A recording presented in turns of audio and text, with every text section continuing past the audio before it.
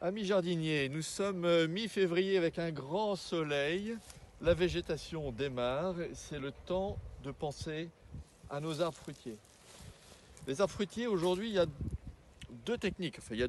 Il faut utiliser deux techniques de taille. La taille de fructification et la taille de formation.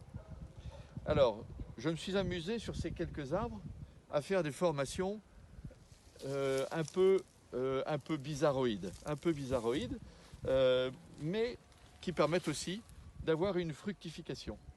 Voilà, on peut s'approcher de cet arbre que j'ai taillé en forme de cœur, avec 4 branches au départ, 4 branches principales, qui courent après quelques fers à béton et qui lui donnent après une direction et une forme générale qui ressemble à un cœur.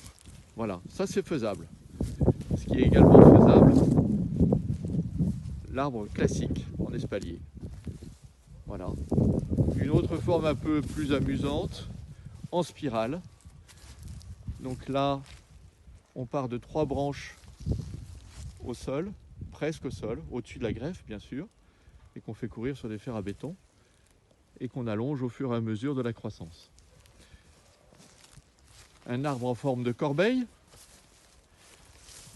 Le pied était assez vigoureux, il avait besoin d'un peu plus d'envergure que les 3 autres, et donc il s'épanouit en se développant davantage. Un poirier en forme de quenouille, avec 4 branches principales, 4 branches secondaires qui vont courir sur des bambous verticaux. Voilà. Des principes importants quand on souhaite orienter ces arbres. Avant tout, c'est de faire rentrer la lumière au cœur de l'arbre. Donc, ne jamais fermer son arbre, avoir toujours quelque chose d'ouvert. Ça, c'est le premier principe. La lumière rentre à l'intérieur. Le deuxième principe, c'est que naturellement, l'arbre va vouloir pousser là où la sève arrive. La sève principale arrive ici, là sur les branches principales. Et donc la tentation de l'arbre, c'est de partir à la verticale et de pousser, de faire des branches et des feuilles.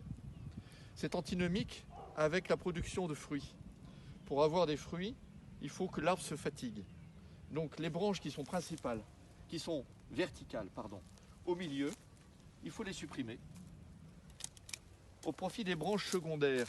Voilà, et cette branche que l'on courbe se fatigue naturellement, elle fabrique des petites branches secondaires qu'on appelle des coursonnes. Ces coursonnes, tous les 20 ou 30 cm, là ici c'est tous les 10 cm parce que c'est un arbre qui est très vigoureux, donc j'en ai laissé beaucoup.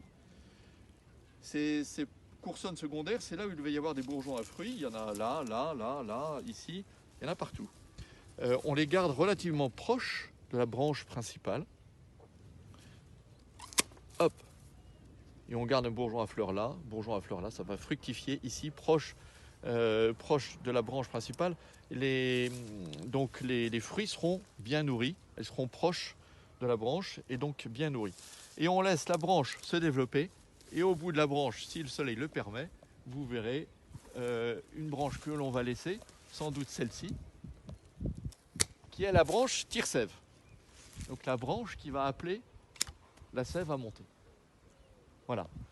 De plus près, vous verrez sans doute les bourgeons à fleurs, là. Il y a une fructification qui se prépare extraordinaire.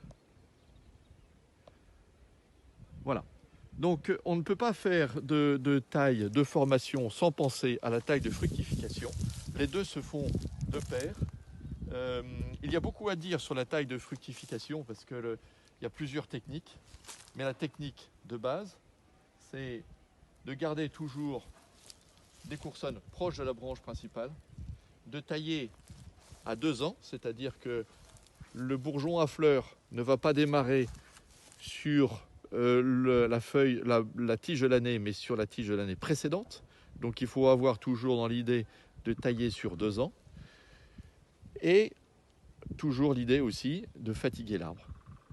Un arbre qui se fatigue un peu, même si c'est un arbre qui est très vigoureux, un arbre qui fatigue un peu se met naturellement à fructifier. Voilà, et toujours supprimer ce qui va pomper la sève en plein milieu et qui aura tendance à pousser à la verticale. À vos sécateurs.